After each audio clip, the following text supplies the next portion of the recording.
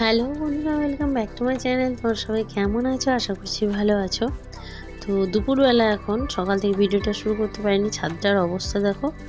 তো এখানে অনেকগুলো গাছ নিয়ে এসছে, ফুলের গাছ। সবগুলোর নাম আবার আমি জানি না, গাঁদা চন্দ্রমল্লিকাটাকেই চিনি, আর দুটো রয়েছে অন্যরকম।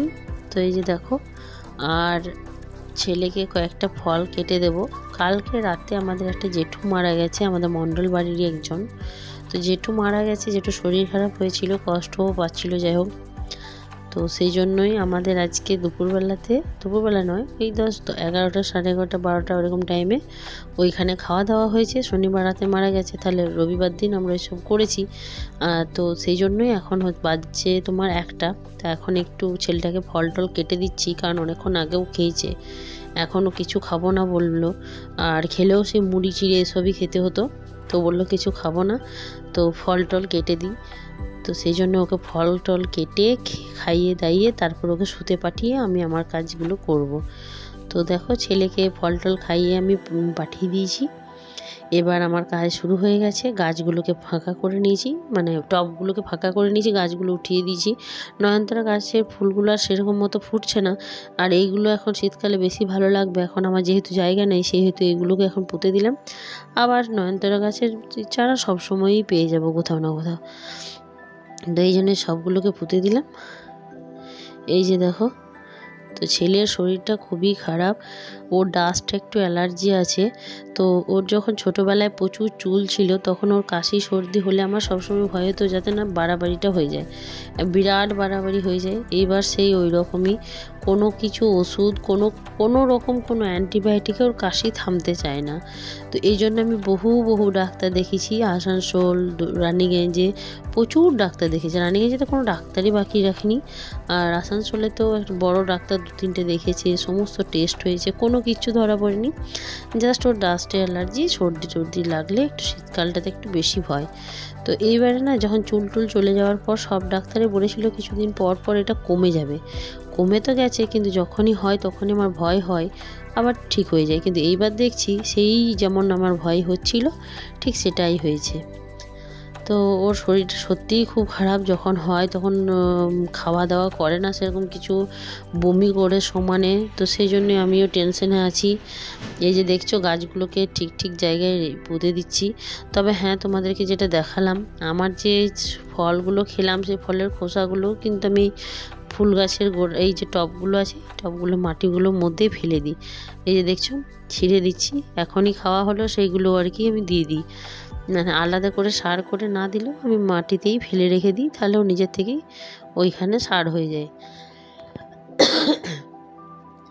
তো যেসব গাছগুলো পুরনো গাছ ছিল সেইগুলো দিয়ে দেবো। আর একটা আমার মাটির জায়গা আছে, তো সেই মাটির জায়গাটাতে যেটুকু মাটি ছিল সেইটাকেও আমি এখানে দিয়ে দেবো। এই যে দেখছো, সমস্তটা দিয়ে দিলাম। এই জারটাতে 2টো গাছ লাগানো যাবে, কারণ এই জারটা বেশ বড় মতো জারটা, তাই 2টো লাগাবো এইটাতে। তো চলো এইসবগুলো করে নিয়ে পরে তোমরা তো দেখলেই ছাদটার এখানে গাছ, ওখানে গাছ, এদিক ওদিক হয়ে আছে। ছাদটাকেও একটু পরিষ্কার করে নেবো ভালো মতো করে, তাহলে বেশ পরিষ্কার হয়ে যাবে। তারপর গাছগুলোতে জল দিয়ে সাইডে করে দেবো। আর এই দিকটাতে এই দিকটাতে এতটা রোদ আসে না বলে আমি গাছগুলোকে এই দিকে করে দেবো। তো চলো এখন এই কাজগুলো করে নিই। যেসব গাছগুলো এখনও বাকি আছে, আর আমার টব নেই, তারপরে আবার টব নিয়ে এসে, আরও মাটিও নেই, মাটিও নিয়ে আসবো, টব নিয়ে আসবো, আবার কয়েকটা লাগাবো। একটু গাছ না হলে না ছাদটা বেশ ফাঁকা লাগে, ভালো লাগে না দেখতে। ফুল গাছ কার না ভালো লাগে, ফুল গাছ তো সবার ভালো লাগে। এই গাছটা দেখছো, বেচারা একদম ফুলের ভারে নুয়ে পড়েছে, তো সেই জন্যই এরও একটা ব্যবস্থা করবো। এগুলো আমার সেই মা ফেলে গেছিলো, সেই চারা থেকে এগুলো হয়েছে। খামারেও একটা বড় গাছ হয়েছে, খুব বড়, বেশ একটা গাছে প্রচুর ফুল হয়েছে। আর এই যে দেখবে হাজারি গোলাপটা কোথায় ফুটেছে, এত বড় গাছটা, আর ফুল ফুটেছে একটা, তাও আবার গোড়ার দিকে। তো এইটা হচ্ছে হাজারি গোলাপটা, যেটা লাগাতে গিয়ে আমার পা কেটেছিল। ছাদটার অবস্থা দেখছো কি অবস্থা হয়ে আছে, এই দিকটা যেমন হয়ে আছে, এখানেও সেরকম হয়ে আছে। এই চন্দ্রমল্লিকাটা আগের বছরের এই লাল টবে লাল চন্দ্রমল্লিকাটা লাগিয়েছিলাম, খুব সুন্দর লাগছিল। আগের বছরে কোনো চন্দ্রমল্লিকাকে বাঁচিয়ে রাখতে পারিনি, শুধুমাত্র এই একটাই আছে। প্রচুর পরিমাণ কুড়ি এসেছে, ফুল ফুটলে গাছটাকে খুব সুন্দর লাগবে। জল দিয়ে ওকে রেখেছিলাম, ফুলেও কোনো রকম রয়ে গেছে। বাকিগুলো জল দিয়েছিলাম, বাট কেউ আর থাকেনি। আর তুলসী গাছটাতে এখন আমাদের 10 দিনে যেহেতু ঘাট, সেহেতু 10 দিন জল পাবে না, ও ঝিমিয়ে পড়বে। কিন্তু এইগুলোতে তো আর বারণ নেই, এইগুলোকে আমি দিতে পারবো, ওইটাকে বারণ আর কি, 10 দিন যতদিন না ঘাট যাচ্ছে। তো এই যে দেখছো ছাদটার অবস্থা, এইদিকে নোংরা, ওইদিকে নোংরা, এইদিকে টব। তারপরে সমস্ত এই যে আমার কফি খাওয়ার জায়গা বলি এটাকে, সেই জায়গাটা পরিষ্কার করে সব টবগুলোকে এক সাইডে করে দিয়েছি।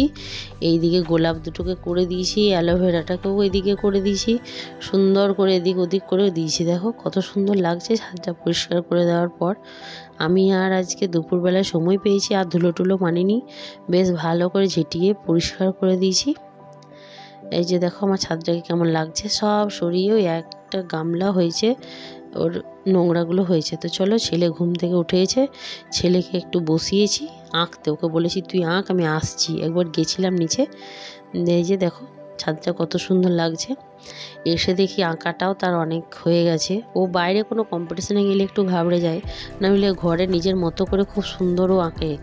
আমার ভালো লাগে আর কি, বিশেষ করে, কারণ নাও লাগতে পারে, তবে বাইরে গেলে একটু ঘাবড়ে যায়। আজকের ভিডিওটা এইটুকুই ছিল। কেমন লাগলো আমার ভিডিওটা অবশ্যই জানিও। চ্যানেলটা ভালো লাগলে অবশ্যই লাইক, কমেন্ট, শেয়ার, সাবস্ক্রাইব করবে। সাবস্ক্রাইব করে বেল আইকনটা প্রেস করো। এই যে দেখছো কৃষ্ণ ঠাকুর আঁকছে। তো চ্যানেলটাকে ভালো লাগলে অবশ্যই লাইক, কমেন্ট, শেয়ার, সাবস্ক্রাইব করে পাশে থেকো। ভালো থেকো, সুস্থ থেকো। ফিরে আসবো একটা অন্য ব্লগে। বাই।